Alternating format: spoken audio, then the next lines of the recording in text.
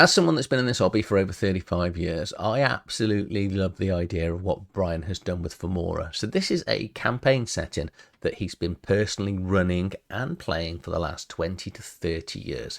And he's taken all those experiences, all the gods, the NPCs, equipment, areas, locations, maps, pulled it together into this absolutely massive tome that is, it's an utter joy to read. And sometimes people create stuff from their imagination, and yes, this has come from his imagination, but I also love the fact this has come from being played with other people. That it's just this wonderfully alive and vibrant world. Before I get into the book itself, let's just go, I'll show you where you can pick up a copy of the book. So it is available on TTRPG. So we've got here Formoria, the Dark Age, available in PDF or hard copy. I wish I'd picked up the hard copy now. I only do have the PDF copy that when I backed it on Kickstarter. Already at the Electrum sale here. But if you are going to buy a copy of this, or, you know, I'm going to say this, when you buy a copy of this, please do use my affiliate link. It helps me just generate a little bit of income to then put in towards buying books like this, so I can then do the reviews. The book is published by Rune and Relic Press, and it is written by Brian O'Doherty. Okay, so what does the book cover? It's 261 pages here. And I say it's set in 4th century Dark Ages Europe, but the world is so much more than that. So what is the setting? The setting of Formoria echoes 4th century Dark Ages Europe in flavour and theme.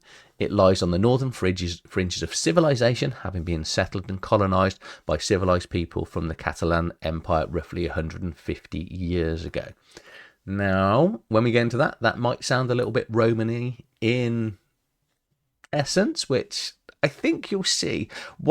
As I'm going through this, what I think I've noticed is the fact that, you know, all of this book has been taken from, there's definitely historical references and people in here when it comes to even things like the gods that are around, but he's put his own twist on it. It is low fantasy, so we've even got elves and dwarfs and all the other races. Orcs are in here and stuff. So let's just get into the book and you can see what I'm raving on about.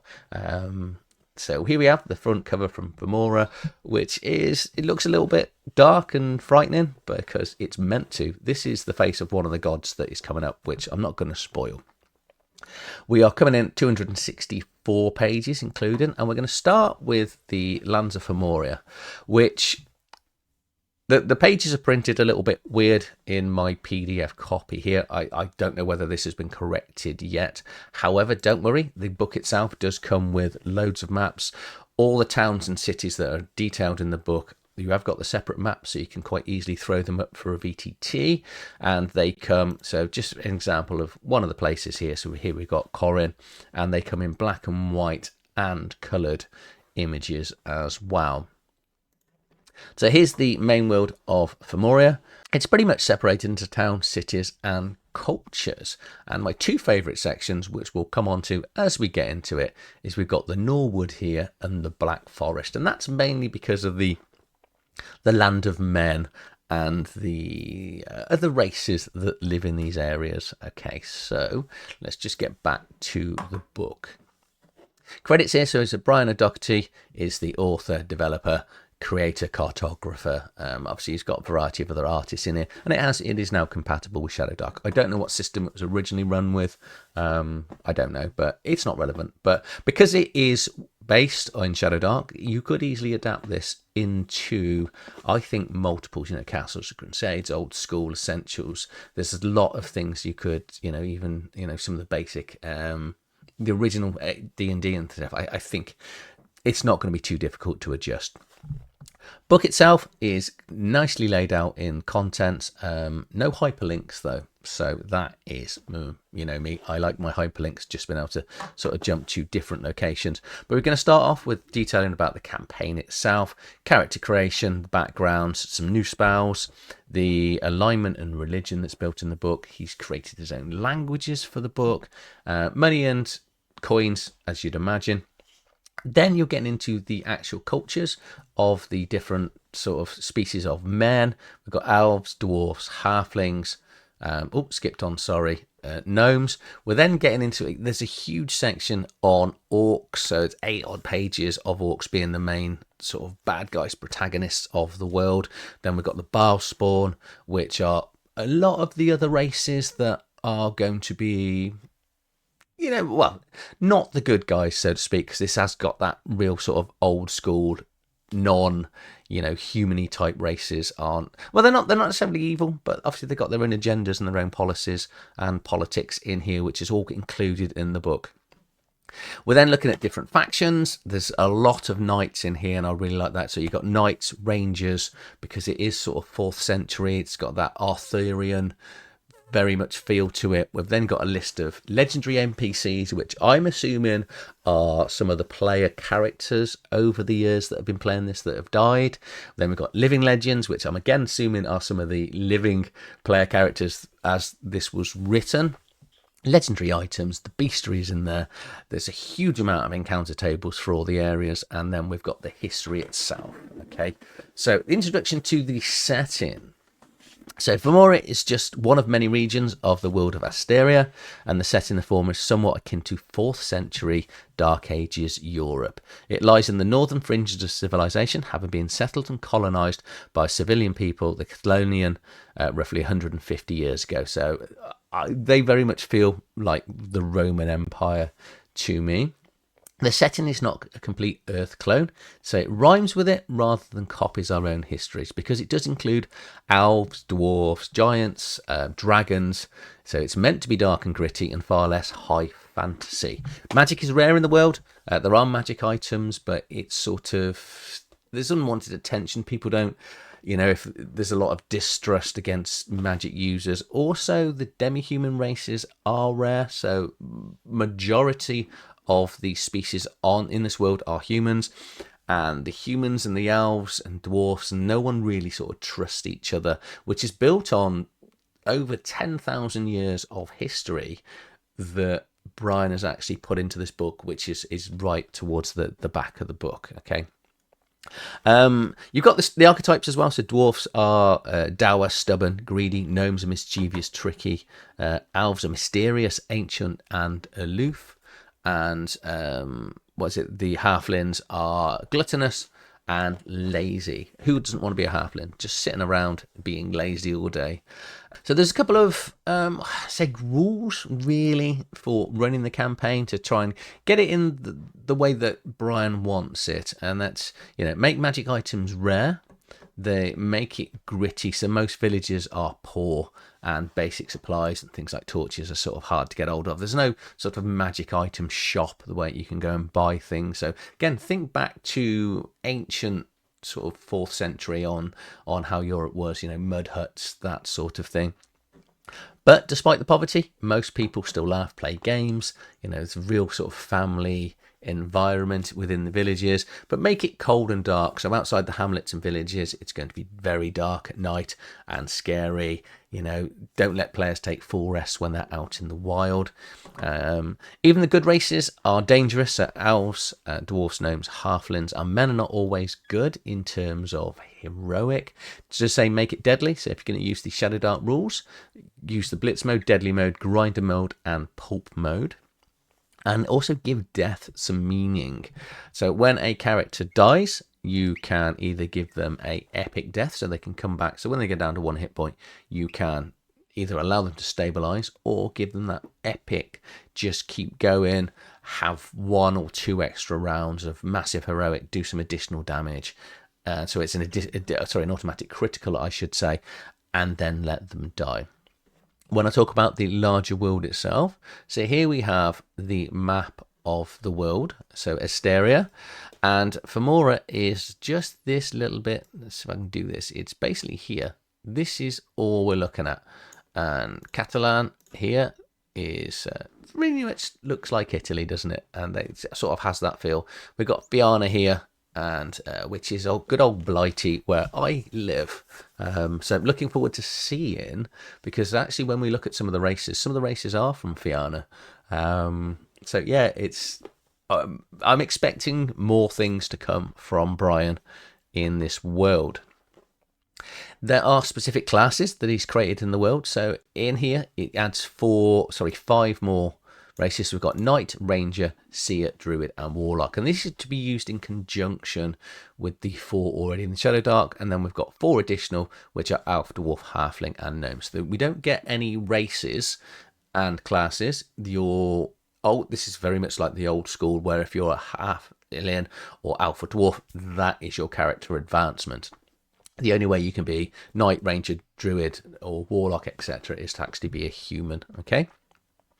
But you can use the original races in the book, but some of them, if you buy expansion books, and they will have things like Knights and Rangers, these replace them. So just stick with these 9, well, these 5, and then the other 4 that are in the core rulebook. There are a lot of Knights in this game, so they do serve a Liege Lord, and they are sort of exemplars of chivalry. Then we've got the Rangers here, which are expert hunters and trackers, like you'd expect from ShadowDark. They're going to come with their talents when you level up, and some sort of ongoing special abilities and powers. We've then got the Seer, so they're more of the oracles that talk to the ancient gods. Druids, which follow the old faiths. Warlock, the servants of shadow. And then we've got the Elf here, which does actually come with some spellcasting as the Elf, and they're Fey-blood. The Dwarf, which are the stout sort of little warriors that are very good at sort of crafting items, which we'll get onto, so they're really good at mining and getting all the metal.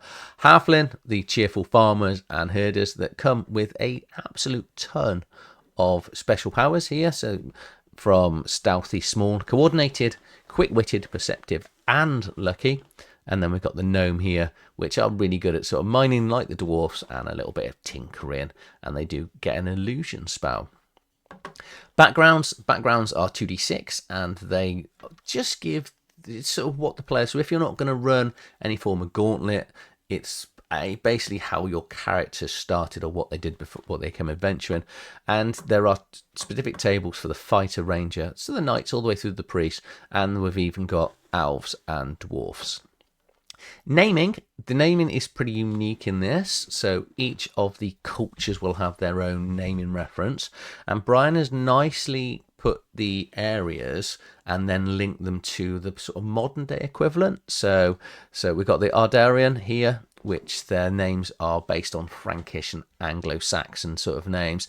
Aelion comes from the Fjordlands, so that's sort of going to be sort of Denmark sort of area up there. So all of them, I'm not going to go through them all, but all of them have got that sort of historic, realistic, where their names sort of come from. So it's quite easy to, if you're aware of history, if you read if you read European history, then it should be quite simple to sort of see in your mind what Brian is going in this. And then we've got the Celtic, so the Gautish, which are the Celtic sort of names here, the men of Odin, I should say, all the way through to the Vladimir and the Black Forest tribes, which are the Vikings, which is why I like the Black Forest. Elves have got their own names, as well as dwarves, halflings, gnomes, and then the orcs and the Canaanites and the Balspawn do have names. So it does encourage you to not necessarily play them like out and out bad guys, because they have got their own language and they can communicate. So give them names, make them important NPCs in the world. Gear and equipment. Plate mail is exceedingly rare, so therefore incredibly expensive. Scale armor is often the best that any regular soldier or knight's going to get.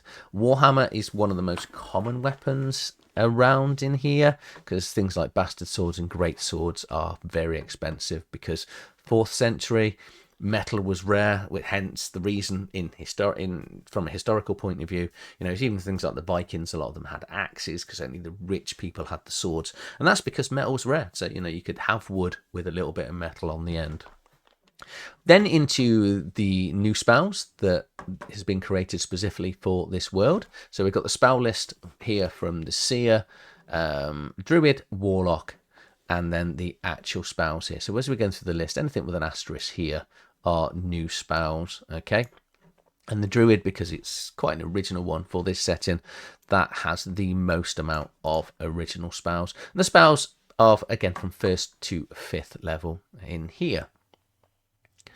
Alignment and religion. So out in this world is law and order, and in comes in shadow and light. Okay, and this is just an sort of alignment, so everyone kind of starts roundabout in the middle, and if you do good actions you move towards the light, if you do bad actions you move to the shadow.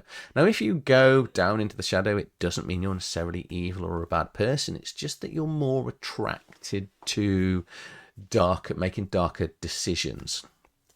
The game will give you an idea of examples in here, and this is just a good way of bringing yourself back up, and the bonuses you can spend like carousing to actually bring back up your alignment here.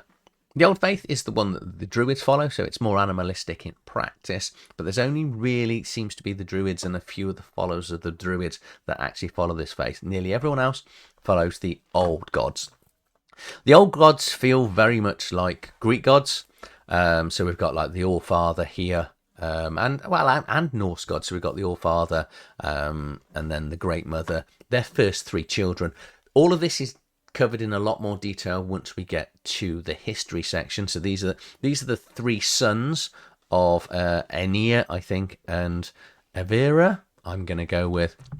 And then they had children themselves that became more gods. And so it very much feels like that Greek-Roman crossover where there were lots of different gods for different things. And then we get into the three good gods. Is it 3 or 4 good gods? It's 3 good gods, isn't it? Yeah, so Meteron, Mordain, and Kirill. And the gods are also really detailed in here. So all the humans will follow the sun god here. And then the dwarfs follow Mordain, and the elves follow Corlin. And then we've got into the evil gods, we've got Cain, which is the god of the orcs, Baal, which is the god of slaughter, which covers pretty much everything else, giants, hobgoblins. And then we've got, is it Gorgachi or Gorgach, which is death, disease, pestilence, decay, famine, and darkness. All of which are detailed. There's a lot more in here. This I stumbled across by accident, so a little bit of a grumble, which we'll get into when we get to the history. So we've got before Cain and after Cain. I haven't found any other references than this part in here, which I'll explain when we get to the history. Languages, again, all unique languages created for this world. Other than obviously the racial languages, most people can't read and write because, you think 4th century, you wouldn't have a reason to be taught to read and write. But if you want your characters to read and write, if they've got an intelligence of 12 or greater, it is assumed they can read and write their native language.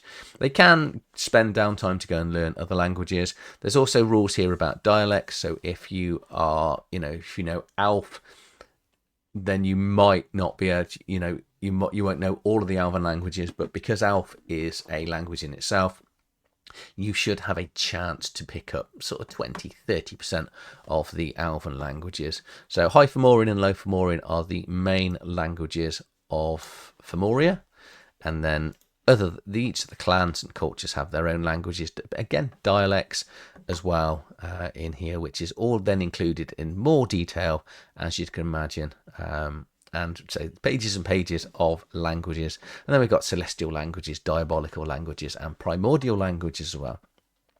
The money system it's not unique to this system, but it's basically in bits of gold and talents, and then we've got a crossover here. So what it sort of says is, when you think about it, 1 piece of copper is effectively equivalent to $1, but then obviously it just translates. So 1 piece of hack silver is 10 copper, 1 silver talent is 10 copper bits, 20 copper bits, etc. The realms, then we get into realms of men, realms of elves and dwarfs, etc. Okay, this is a really interesting bit. So all of these maps are included when you actually buy it on DriveThruRPG. So say, I think I showed, yeah, I did. I showed you one of the maps. So as we get into this book, you will see a more detailed and sort of larger map in here. But all the cultures, they've only existed for around, the cultures the men have only existed for sort of like the last 150 to 200 years. And this just details a little bit about their history, their background, mostly the capital cities or some other areas of importance in there. And each of the cities or towns or might just end up being just a castle, will have some sort of, normally a key or some places of importance within the city themselves. And so Temple Bridge is one of my favourite places because this is where the knights live. I've got this in my head, a very sort of Arthurian type of section in here. I say that there's meant to be 9 knights, well 10 knights in general. So I'm quite a Knights Templar fan. I know that's like centuries on, if that makes sense, but I like the chivalry stuff in here. And then we've got all this. It's like we've got the Corinne village here, and then we've got Aelion, which we've got this wonderful high castle here in the river as well, which is really cool. I say everything's got its own feel to it, but also where you've got the sort of the Norse and the Germanic and the Frank type cultures of men, the cities read very much like as you'd expect if you were a fan of history. Then into the realms of the elves, which say the elves have existed for thousands of years, and it just details 3 different types of elves, isn't it? So you've got the basic elves, high elves, and then drow elves, and then again, like the humans, we've got some cultures of elves. So where they've sort of separated out over the thousands of years, so they look different, they have their own different dialects and languages. And my favourite here, we've got the wild elves that live in Norwood. So I think wood elves is the way I would take that. Dwarfs, very much the same. So these tend to live in the mountainous areas, and like the other races, they are sort of subdivided for history reasons, why they don't really get on, and they've sort of moved out. And you have got the good and the sort of more evilly type elves. Halflings, as you'd expect, completely separated out. So we've got different types of halflings. So the halflings of the Dell and the halflings of the Hinderhill, both of which seem to be quite lazy and sort of farmy type places. And then we've got the realms of the gnomes, which pretty much descended from dwarfs. They sort of went off in a different sort of direction to the dwarfs. And like everything else, again, we've got 2 different sort of cultures of gnomes with their own sort of backgrounds. Then into the section of the orcs. I really liked getting into this. So orcs are just their own, they're sort of referred to as Cainites, because that was the god of the orcs, if that makes sense. And 10,000 years ago, they effectively disappeared forever, so everyone thought. And then there wasn't quite peace, because then the elves basically started into fighting, and they split up, and the dwarfs started fighting. So it's funny, when there's a common enemy, like the orcs were there, they all sort of came together to defeat the orcs, so they thought, and then their infighting started. Again, all covered in the history. But the orcs themselves, there's 3 different types of orcs in here. So we've got the clan of bear, clan of wolf, and so it's between warrior, sort of elite rangers, and sort of spies in here. And then after 10,000 years of peace, the orcs had built up, reformed into massive armies, and descended down onto the world to attack the world of men. And this just details what the orcs did over the last 10,000 years and how their societies work. I say there's quite a lot in here. And then again, as you'd expect, just different cultures of orcs, depending on... Then there's one of them... if I remember, so that they also have different physicalities. They look different. Some of them are bigger and taller, and some of them you sort of get the impression that, you know, they can see in the dark, they're scared. So here you go. The orcs are the Smoky Mountains. They're uncomfortable in daylight, and even finding it really painful. So they tend to be smaller as well. So it's not just that they live in different areas. Over the 10,000 years, they've actually become physically different and sort of acclimatized to where they live. Balspawn covers pretty much everything else. So all the goblinoid races, giants, and taurens. Goblinoids cover, so goblins, bugbears, kobolds, troglodytes, gnolls, giants, ogres, trolls, giants, and giant kin. And then taurens, which is my favourite because that includes beastmen and minotaurs. Or minotaurs. Never know which way to say that. I always get it wrong. My friends always correct me. I call them minotaurs, and I might be minotaurs. Anyway, you know what I mean. So we've then got all the intersections into goblins, how goblins work, again, you know, details of their cultures and their backgrounds, all the way through to my favourites here, which are the Taurens. There's 3 different types of Taurens. So they've got Mythos, Argos, and Gorgos, which is a different hierarchy and different caste system that they've got. So it's not just creating creatures for the sake of creatures. The creatures have got their own cultures. You know, here you go. Some of them make excellent sailors. I just love the thought of them just going out. You know, I'm sick of death of being in this dungeon. I'm going to go off and sail in boats. Now, if that's not enough, what we've then got is factions and organizations. So my favorite here, which is the Knight of the Temple Bridge, which I said, so this is where they all live. Well, I say all of them bar one, because we got the Knight of the Wharf here who died several years ago and they haven't actually replaced him yet. Okay.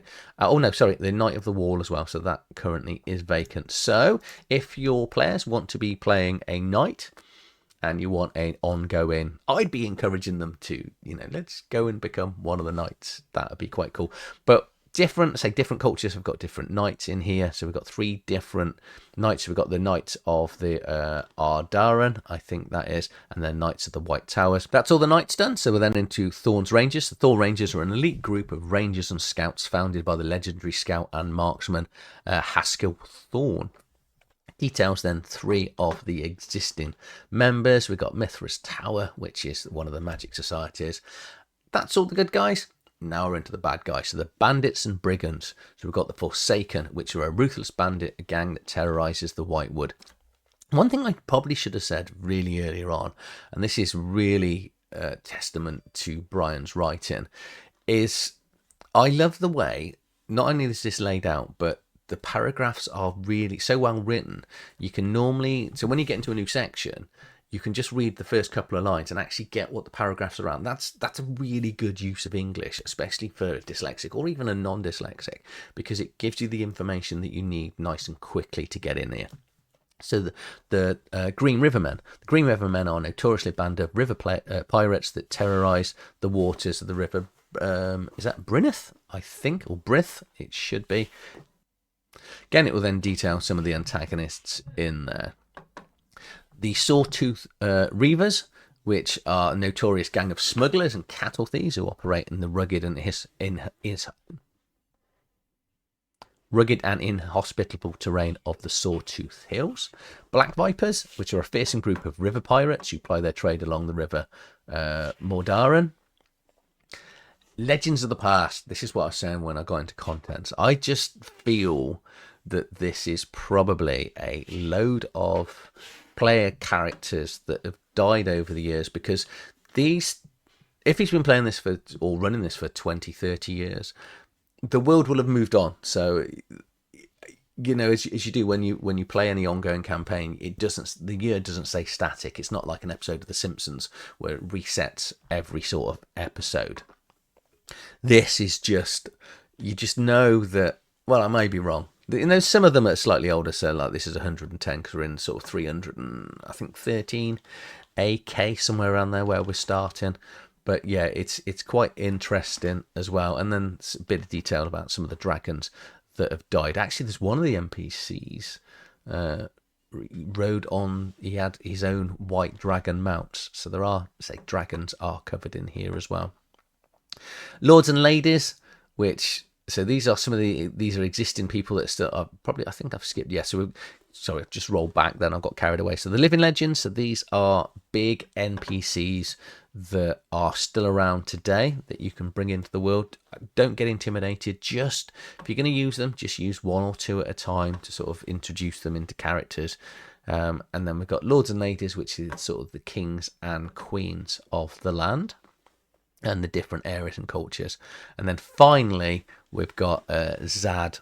Is it Zadakar? I think, the Lich King, which has got 2 pages, which means he's going to be quite important when you come to it. So if you want your main big bad, when you're going through here, say you've got all the lords and ladies, all the kings and the queens, and then you've got 2 pages of this, which is your bad guy. Okay.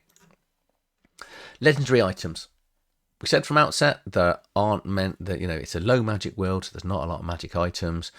And I think there's about 8. I think it was 1, 2, 3, 4, 5, 6, 7, 8, 9, 10, 11. So there's only 11 legendary magic items. You can create your own. It did say earlier, if you're going to create your own magic items, then, you know, give them a history. Don't just make it a +2 magic item. There are no shops to go and buy magic items. You kind of want the players to discover these either on an NPC or make them sort of quests to go and discover. Bestiary. We start off with my favourite part, which is here, the animal lords. So these are enormous ancient spirits, pure forces and divine nature that have ruled over the wild and untouched land since the beginning of the First Age. So we've got the bear lord here, which I kind of think Bjorn from Lord of the Rings, and then we've got a crab lord, a deer lord, eagle, owl, snake, spider, and wolf. As you can imagine, we've then got other things in here. So dire bears, banshees, hags with shape-changing hags, Northmen, seers, the Canaanites, which are your orcs here. There was it 3 different types of orcs in here. So from the basic soldier, scouts to the shaman. Finally, as we're starting to sort of close down the book, I say close down, we're only 175 pages in, so we've got 90 pages to go. But the rest of this is plot, adventure stuff for the players to sort of adventure and encounter in. So each of these it details one of the areas of the world, what it's known for. So here we go, we've got it's known for hill tribes and the different people and tribes that are around, as well as different monsters. And then we've got a 2d12 encounter table for each section, and this just will go through all the sections of the book. See, Black Forest, favourite place. Well, not quite. I like both the forest, but you've also got days and nights. And so days are risky in some areas are deadly at night. So you've got different encounter tables, whether it's day or nights as well. And some areas are safer, so the Blue Mountains, so it's unsafe to travel in the day. But as a general rule, it said right at the start of the book, make it dark, make it dangerous. People shouldn't really be traveling around at night because, well, mostly people can't see anything. So it is difficult to see in the dark, but it's when the creatures come out. So you are going to get murdered if you go anywhere at night. The other slight thing that I wasn't sure, I couldn't find. So this asterisk here does relate back to creatures in the book and specific creatures in the book. So anything else without an asterisk seems to be in the main rule book for ShadowDark.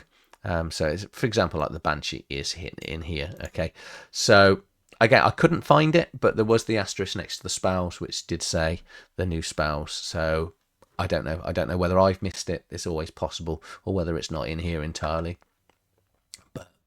I've said it, you know where it is now. It's pretty easy to work out anyway.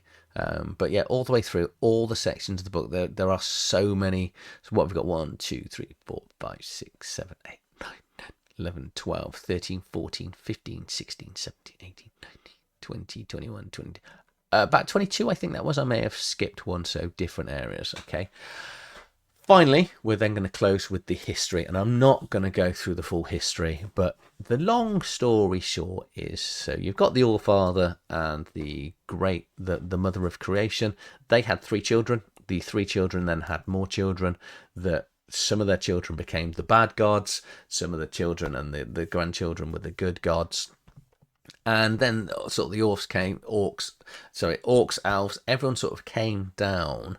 They're about 10,000 years BK, which is before Cain, actually was where, say, you had that big, everything came together to defeat the orcs, and then the orcs disappeared, and everything was peaceful. And then you've got here, so, you know, where the Spider Queen sort of left the elves, she then created her own elves, which then became the Drow. Similar thing happened with dwarfs. Everyone sort of... The problem with peace is when you get too long of peace, people find a reason to go to war. And it's nicely covered in here. And then 1 BK was Return of Cain, which was when thousands and thousands of orcs descended on the world and started to attack everyone. Again, it sort of caused people to sort of come back together. And then the Catalania came in and sort of help defeat everything. There was one final epic battle, which was here, so where 200,000 men basically led into the thing, fought off against another 100,000, and basically what happened was two massive armies collided. They used all their resources, and practically everything just sort of died. And here we are, 143 AK, which is present. So 143 through till present, and I think it was 200 years. We've got a little bit of history here. Yeah, so 314 AK. And that's it. That is the book. However, not to disappoint, as I always say, if you're going to buy a campaign setting, you're going to want an adventure. And Brian has included a first level adventure in here. So it's quite short, and it is hyperlinked, which is weird because the main book isn't. It's only 14 pages as an adventure. And we've got the Temple Bridge here. So your player characters can actually go and become knights. They're in the area. But the adventure here is set here in Lowville. And again, I'm not going to spoil it, but this is your typical Viking kind of village. So they all sort of live here or around in this area, and they're being sent here because there is the woodcutters aren't sending the wood to the city. So they are sent there to go and investigate. And as they get there, they find out that there is a ghost that is haunting the area, and it's stopping the people in the woods because, the rumours and superstition, it's a time of fear and gods, that you're not going to go and cut woods if there's some sort of weird apparition in the woods. So they send the first level characters off to go and investigate and then go and find out what's going on. And I'm not going to show you any more than that. But that is the book. I was going to say that's it.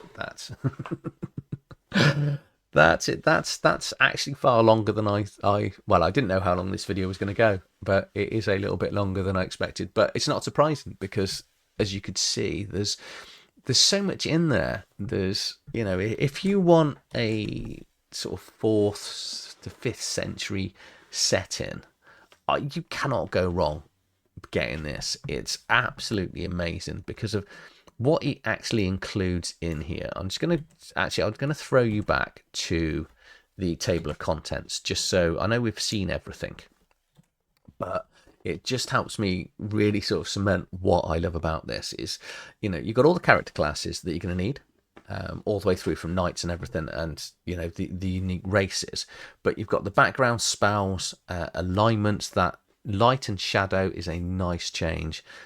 All the gods are included. The realms and maps are absolutely amazing, of everything that's actually been included in here.